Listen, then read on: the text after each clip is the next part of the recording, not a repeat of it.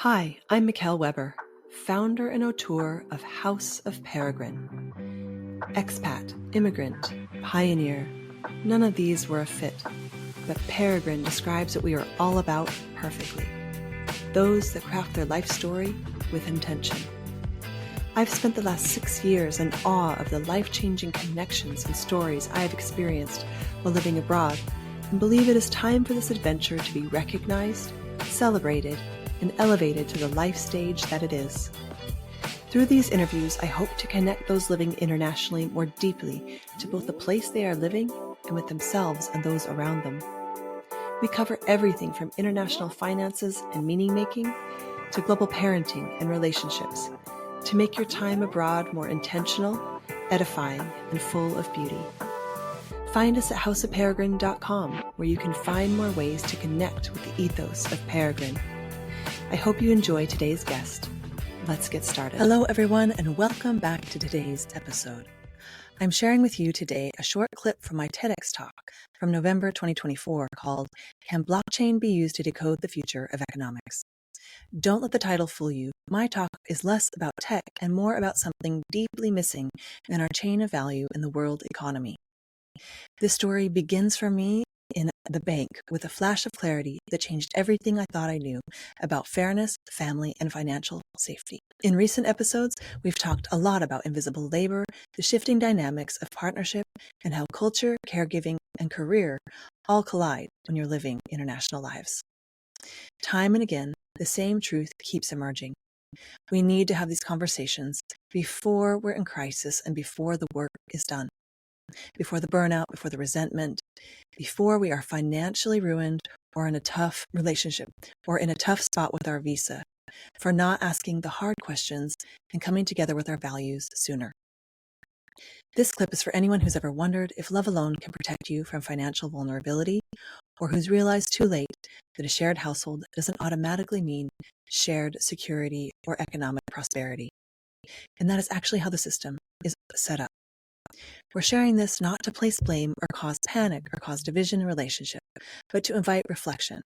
I have had so many dear friends go through the pain of having someone they once thought was forever be fine with them financially ruined because they put all of their time value into the household while the other was building their resume. With no remuneration for household contribution and care work, a new kind of value paradigm is needed. And I am very passionate about finding ways to honor the many kinds of work it takes to build a life and a society together. It's not just okay to talk about money and value when times are good. It is essential. No one would work for a company without first talking about compensation. And I would urge you, especially if you are considering a move abroad as a family or a couple, to discuss how value is rewarded and earned in your own household. Here's that moment from the TEDx stage. Have you ever had a moment of clarity so strong that it changed your life path forever?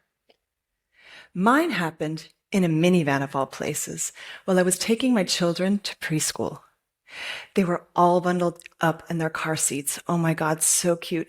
And I had just sent my partner off to run a company that started at our kitchen table and was now flourishing. Obviously, I felt so lucky. I got to stay at home with my kids. So why was I so angry? It all came together in a flash. Suddenly, I felt betrayed. I also felt foolish. Most of the time I was spending was invisible, even to myself, until it wasn't. My partner and I had signed up to share the load of the household, and until that moment, I thought we were.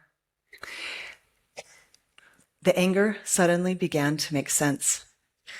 It was a direct result of feeling unsafe and unseen financially, and it was ruining my mental health and my marriage. I knew something needed to change drastically and fast. It was shortly after that we packed up everything and moved to Amsterdam to reassess our agreements and find a new way forward together. Tonight, I want to talk to you about financial safety and the undue burden of financial burden placed on women in our economy. A few months before that fateful moment in the minivan, we bought a house. We both went to the bank to get a loan. After a few moments, the bank loan guy said to me, "You don't work?" Somewhat defensively, I said to him, "I take care of the house and the children." Quickly, he answered, "Okay, great. It's better if we leave you off the loan." Suddenly, I couldn't breathe. How did I, the most independent woman anyone knew, become a financial liability despite working night and day? No one else seemed to be concerned. Most told me I should just feel lucky. So I did. I doubled down on gratitude and tried to move on. A few months later, my best friend, who also happens to be my sister, confided in me. She felt like something wasn't adding up for her as a mother and an elementary school teacher. I nodded along as she described some of the very same conflicts I was having with my own partner and within myself. What was going on? I began drawing on a napkin. It looked something like this. You can see both partners have the same 24 hours in a day. That's how it starts out anyway. It turns out they don't give you more time when you have a baby or begin a household. The key becomes who is getting paid for their time. In my case, my partner was contributing a lot of money and a little bit of time. For me, it was a lot of time and a little bit of money. Combined, it made the whole of our household work. But you can see, if for any reason we no longer shared a household, time invested would not convert to personal financial gain. There's only one name on the paycheck. Everything else is invisible. As I left coffee that day, I began to realize that becoming a mother and starting a household are two of the most dangerous things a woman can do financially. I want you to raise your hand if anything I'm saying resonates. What I have learned from having similar coffees with people from around the world is that at first it feels like you should have known better. Then the anger begins to build within the couple. But this is understandable, actually, just so you know, it's understandable, but it's not the whole story. It turns out it is also a result of how we value things in our economy. Here, you can see a simplified sketch of our economic system. You can see that it has three different entities: government, businesses, and households. Here is what I was realizing. I was, in fact, running an entity within the economy, yet I couldn't afford to buy a house. Economics is often referred to as the science of self-interest. It assumes that everyone is always acting in their own best interest to amplify their own financial value. Does this sound like you? Me neither. Interestingly enough, it has been a recent wave of female economists that have helped us reimagine our economy as less like this drawing and more like an ecosystem, like our planet. Much like the cost of oil production fails to account for the cost of its reliance on our environment, our economic models fail to account for household labor, yet depend on it. As recent Nobel Prize laureate Claudia Golden so eloquently illustrates, the world runs on women. In the other two pillars of our economy, business and government, contracts and laws are used to create financial safety. Thanks so much for listening. I know this topic can stir up a lot of fear, regret, and maybe even some shame.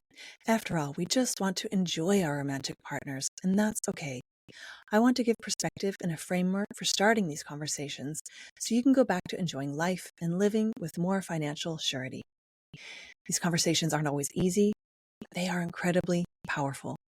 They open the door to deeper understanding, mutual respect, and shared responsibility.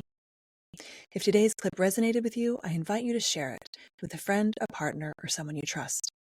Let it be the start of a conversation, not about blame, but about clarity, care, and honoring all that goes into building a life together. You can find the full TEDx talk on YouTube. Just search, "Can blockchain be used to decode the future of economics?" And we'll link it in the show notes below. If you're navigating these questions in your own relationship or considering a move abroad with your family, I have created a guide for you with all the agreements you will need before making big changes in your relationship, especially if you are moving abroad. House of Peregrine is the network for those that move. Please join us at houseofperegrine.com/auth/signup for more guides, connections, and experts for your life abroad and beyond. Okay, that's it for today. I hope you've enjoyed our show. For the latest insights on living internationally, join us at houseofperegrine.com to find out how you can connect with our community. Let's craft our life story with intention together.